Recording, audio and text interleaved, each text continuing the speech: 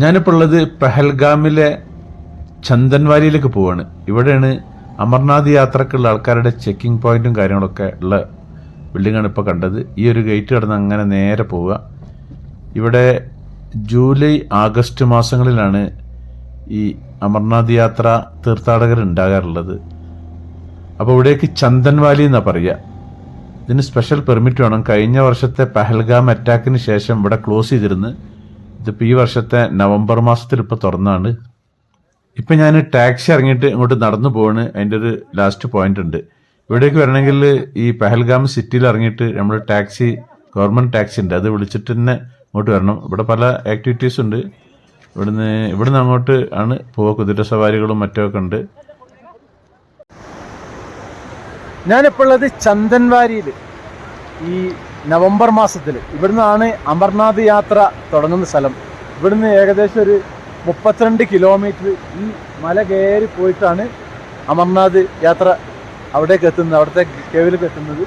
ഇപ്പോൾ ഹെലികോപ്റ്ററുണ്ട് അങ്ങോട്ടേക്ക് പെഹൽഗാമെന്ന്. അപ്പോൾ ഈ ചന്ദൻവാരിൻ്റെ പരിസരം നമുക്ക് കംപ്ലീറ്റ് കാണാം. ഐസൊക്കെ വന്ന് ഐസ് വീണിട്ട് വൈറ്റ് കളർ ആയിക്കൊണ്ടിരിക്കുന്നുണ്ട്. ഇതുണ്ടല്ലേ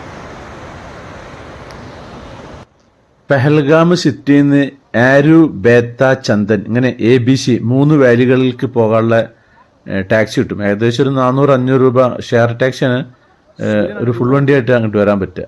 അപ്പോൾ അങ്ങനെ വന്നാലാണ് ഈ ഒരു ഭാഗം കാണാൻ പറ്റുക നമുക്ക്. ഞാൻ ഈ നേരത്തെ പറഞ്ഞ 3 വാലി ഉണ്ടല്ലേ, ABC വാലി, ഓരോ വാലിയിലും ഓരോ മണിക്കൂറാണ് നമുക്ക് ടൈമുള്ളത്. ആ 1 മണിക്കൂർ കഴിഞ്ഞ് മടങ്ങണം. മടങ്ങിയിട്ടില്ലെങ്കിൽ നമ്മൾ പിന്നെ അവിടെ എത്തുന്ന സമയത്ത് എക്സ്ട്രാ ടൈമിന് പിന്നെ വേറെ എക്സ്ട്രാ കാശ് നമ്മൾ വേറെ കൊടുക്കണം. ഇവിടെ ഫോട്ടോ എടുക്കലും കാര്യങ്ങളൊക്കെ ഉണ്ട്. കാശ്മീർ ഡ്രസ്സ് ഇട്ടിട്ടുള്ള കുതിര സവാരി അങ്ങനത്തെ പല ആക്ടിവിറ്റീസും ഉണ്ട് ഈ ഒരു ഭാഗത്ത്. പിന്നെ ഇതിലും എളുപ്പം അമർനാഥ് യാത്ര സോനാമാർഗ് എന്നുണ്ട്. ഇപ്പം അവിടെ നിന്നാണ് കൂടുതൽ ആളുകളും യാത്ര പോകാറുള്ളത്.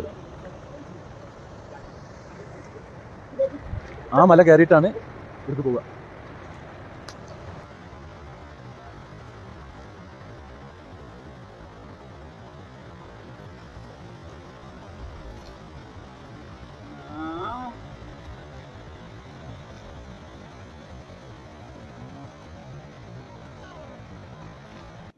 ഏത് തീർത്ഥാടന കേന്ദ്രത്തിന്റെ പരിസരത്തും കച്ചവടമോ കാര്യങ്ങളൊക്കെ ഉണ്ടാവില്ല. അപ്പോൾ ഇവിടെ ഇതൊക്കെ ഐസാണ്. താഴത്തിറക്കുന്ന വെള്ള കളർ ഉണ്ടല്ലേ, കടകളും പലവിധ കരകൗശല വസ്തുക്കളും കാര്യങ്ങളൊക്കെ ഉണ്ട് ഈ ഒരു ഭാഗത്ത്.